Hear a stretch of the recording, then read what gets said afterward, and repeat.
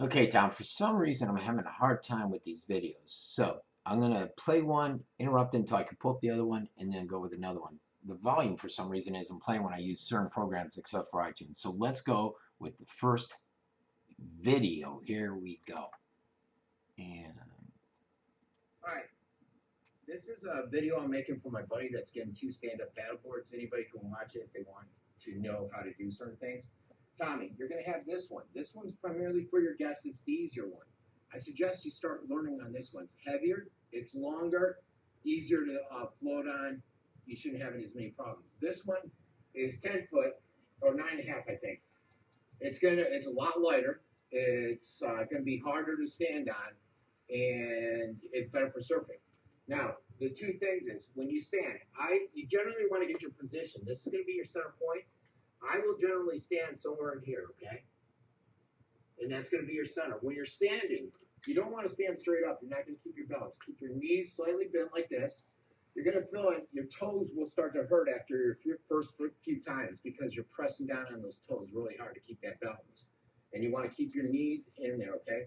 A lot of times, if you ever go out in the ocean in Miami, I think you're just going to do river, but in the ocean, you want to make sure when a wave's coming, you put your foot forward to hop over it. As soon as the wave hits, boom, you nail it. So we'll cover that in a second.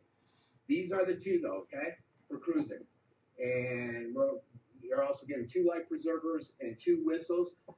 In Florida and over in Miami a lot, you need this type of protection, I guess, in case you fall off your stand-up paddleboard.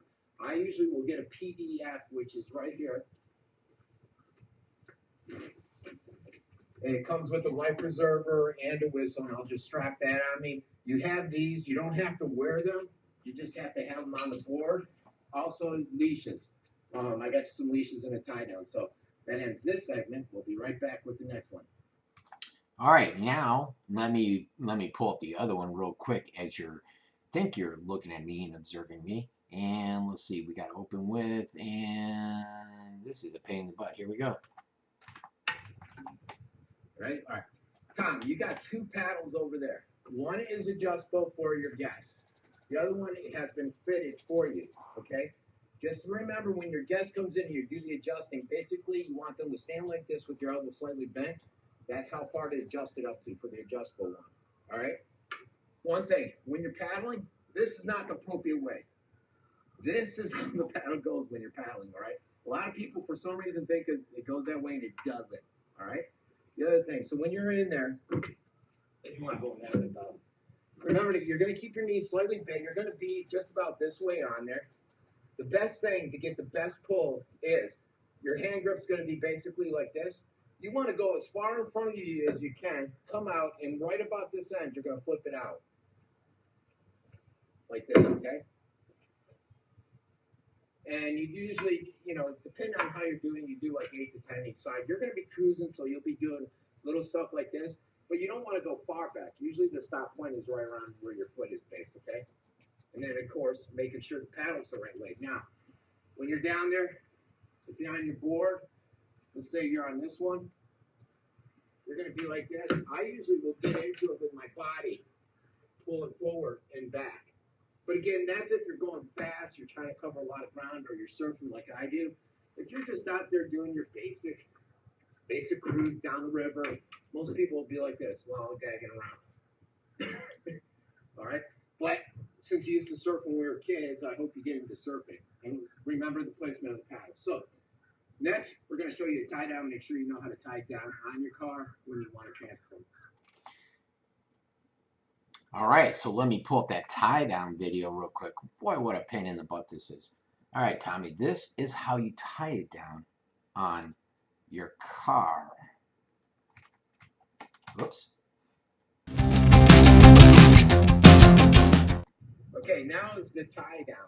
A few things. I was going to put a blanket in there, Tom, for you, but the padding should be good enough. It's supposed to rain, so I didn't want to do that. I'll wrap mine around on my Jeep, but on here you have the racks, so we can do it a little bit differently. One thing people don't realize is the twist. If you twist it, that's this way. If you twist it, it won't make noise. If you put it straight on and don't twist it, you'll hear this constant noise that will drive you crazy as you're driving down the road. So then basically you're just gonna lock this through here. Now, I put these things pretty damn tight when I do it, especially when I'm driving. I will do 70 to 80 miles an hour, never have an issue, all right? So you put it up right around there, pull it on a little bit, and then try to get a little bit more room, and then pull.